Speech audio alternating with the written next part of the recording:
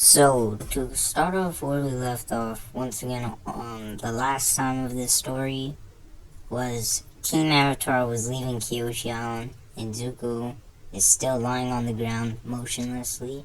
But we will once again talk about what happens after that point when Zuko is found by the surviving soldiers and he's carried onto the ship to see if he's alive or not.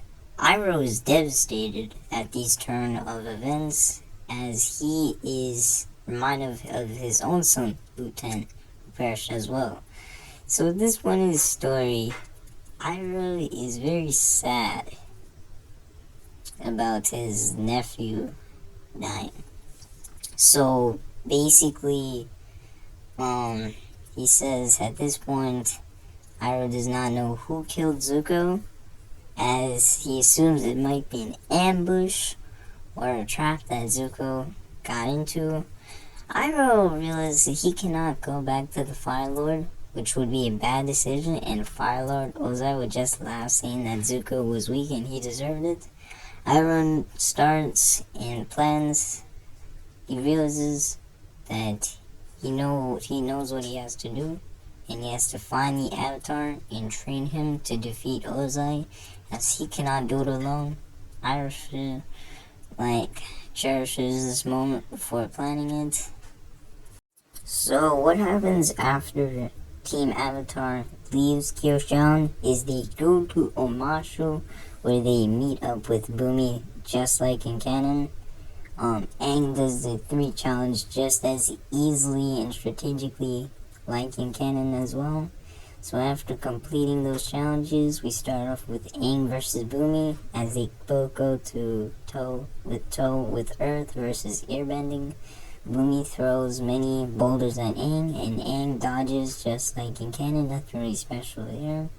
After the reunion with Bumi, Team Avatar then leaves Omashu to continue their journeys. After that, they once again go to a small Earth Kingdom town where they meet up with a young Earthbender talking about how he's been imprisoned by the Fire Nation. So, like in canon, Katara devises a plan to help them out. They execute the plan, like in canon. See, nothing really changes there. And Aang has a little more hatred for firebenders because of all this and of what happened before. So he this time uses more aggressive tactics and throws people in the air and potentially severely harming them with airbending, as he's really angry. So after that, they sail away like in canon, but the major difference is instead of Zuko finding Katara's necklace on the prison rig, it is Iroh, and he thinks he finally has a lead to find the Avatar and help them to defeat Fire Lord Ozai. And after that, Team Avatar arrives in another Earth Kingdom forest in which Aang notices the black scar. When they land, Aang is disgusted as he clearly notices this is the work of the Fire Nation once again. After noticing that, he wonders how things will get better, and he realizes that he must end the 100-year once and for all, as he has noticed too many things done by the Fire Nation. So after that, they are led to a village by an old man, like in canon, and he also asks if he's the Avatar, and Aang responds, yes, he is, and they talk about how they are being attacked by a spirit, and Aang agrees to help along with Sokka and Katara. Just like in canon, they help the village, and it is saved. After that, we are now resume talking about Uncle Iroh, and unlike in canon, he is not captured by Earth Nation soldiers, and he continues to seek Team Avatar. So, Avatar Aang, while in the village, has to go with Avatar Roku to discuss Sozin's comet, which Aang tells Sokka and Katara that he needs to go to a temple in the Fire Nation to speak with Avatar Roku, and so their journey continues. As Aang prepares his journey tomorrow, In the morning, Sokka and Katara prepare to leave and depart their ways as Aang is going alone, but they decide to go together to accompany Aang as they may need backup.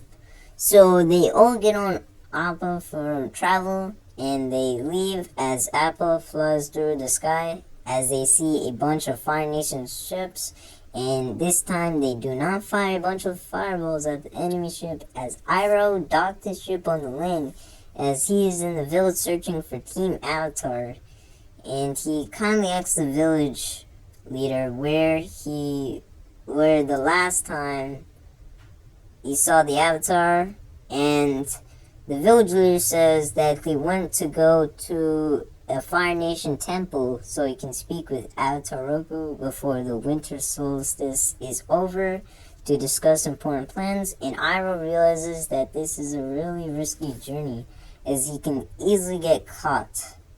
So Iroh decides that he needs to temporarily rest in the village, so he asks the village for a temporary place to stay, and they both agree.